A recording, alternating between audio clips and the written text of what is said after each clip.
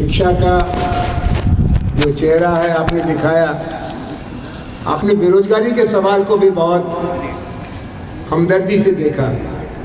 अक्सर हम बेरोजगार नौजवानों को दोष देते हैं कि तुमने पढ़ाई अच्छी नहीं की तो तुमको नौकरी कैसे मिलेगी, या अगर पढ़ाई अच्छी की है तो कहते हैं कि तुम्हारे बाप के पास इतना पैसा नहीं है कि लक्ष्मी पूजा कर सके तो नौकरी कैसे मिलेगी, या कहते हैं कि तुम्हारी भाषा अच्छी नहीं है, तुम मम्मी डैडी कल्चर से नहीं आए और नौकरी बड़ी चाहते हो। आपने इन सब सवालों को परे करके जॉबलेस ग्रोथ का सच सामने रखा। अभी जो बजट आया है उसके बारे में फिर दावा किया जा रहा है कि जॉब बूम होने वाली है और थोड़ा सा इंतज़ार और करो। आप इस धोखे के बारे में अन्य लोगों से अलग क्यों लिखते हैं या क्यों कहते हैं? क्योंकि मुझे उनके ही समर्थक आकर बताते हैं कि उनकी हालत ख़राब है, और वो ये भी बताते हैं कि वो पाला नहीं बदल सकते हैं। तो मैं उनसे पूछता हूँ मैं क्या करूँ, मैं भी बदल लूँ पाला? तो कहते नहीं, आप उधर ही रहो, आप बोलते हो तो हमारा काम हो जाता है। और ये सच बात है कि वो आते हैं। देखिए, इस तमाम दावों के बीच में ये तो सरकार का ही आंकड़ा है कि 25,000 रुपया आप महीना का कमा लें तो चोटी के 10% लोगों में आ जाते हैं। तो ये तो समृद्ध भारत नहीं हुआ ना। सरकार का ही आंकड़ा है कि 10,000 रुपया महीना कमाना इस देश में कितना मुश्किल है। जो ज़्यादातर नई नौकरियां दिख रही हैं वो डिलीवरी बॉयज़ की दिख रही हैं, पर उनकी सामाजिक सुरक्षा कितनी ख़राब है।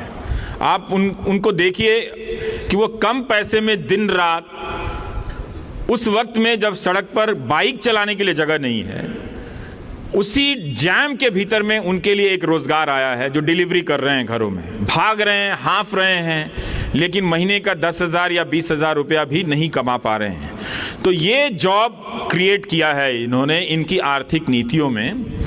ये इन्होंने, अगर इनकी जगह कांग्रेस होती तो हम दावे के साथ नहीं कह सकते कि इससे अलग आर्थिक सृजन होता, इकोनॉमिक क्रिएटिविटी होती, क्योंकि एक ही आर्थिक नीतियों के खानदान से दोनों आते हैं। अब दावा किया जा रहा है कि वहाँ सोच बदल रही है कांग्रेस में और वो इन चीज़ों की आलोचना कर रहे हैं, पर अभी भी साफ साफ देखना बाकी है कि इन आर्थिक नीतियों का विकल्प वो क्या पेश करते हैं। करना पड़ेगा उनको लिखित दस्तावेज के रूप में, लेकिन दोनों पार्टियों ने रिटन तरीके से अपने इकोनॉमिक एजेंडे को साफ साफ नहीं किया। उसमें दावे हैं, कभी वो 2047 पर चले जाते हैं, कभी वो 21वीं सदी के ख़त्म हो जाने के डेडलाइन पर चले जाते हैं। हर साल वो डेडलाइन बढ़ाते हैं, हर साल उनकी ट्रिलियन इकॉनमी के दावे बढ़ते चले जाते हैं, और हर साल वो जो उनके पास दिखाने के लिए कुछ होता नहीं है तरक्की के नाम पे।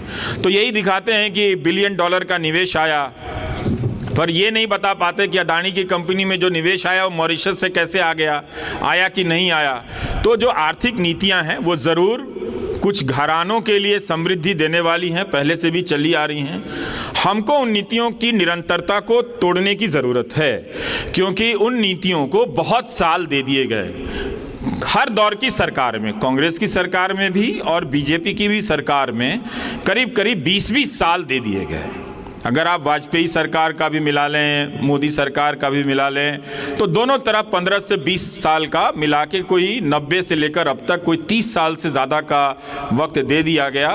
और इस वक्त उन नीतियों से ज़रूर समाज में कुछ समृद्धि आई है, कुछ बढ़ोतरी हुई है, लेकिन अंत में जाकर यही दिखता है कि कोई 25,000 रुपया भी कमा नहीं पाता है। तो इन चीज़ों की बात आप कैसे करेंगे?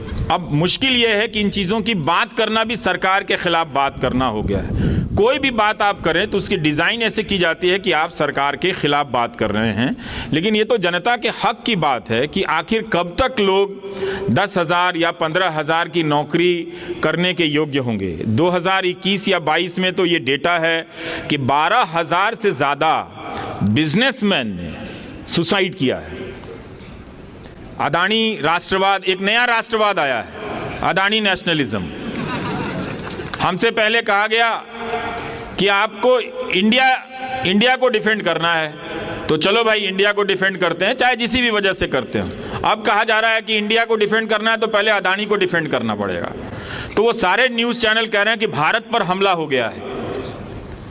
पर वो सारे न्यूज़ चैनल तब तो नहीं कह रहे थे कि 12,000 इसी देश के बिजनेसमैन जब अलग अलग कारणों से बिजनेस डूबने के कारण सुसाइड कर रहे थे, ऐसा तो नहीं हो सकता कि वो सुसाइड करने वाले सारे कांग्रेस के वोटर होंगे या सारे कोई लेफ्ट के वोटर होंगे। उनके भी वोटर होंगे, उनके भी समर्थक रहे होंगे। पर ये कैसी राजनीति है कि उनकी पार्टी के व्यापार मंडल भी, व्यापार मोर्चा भी अपने कारोबारियों की आत्महत्या पर बोल नहीं पाया।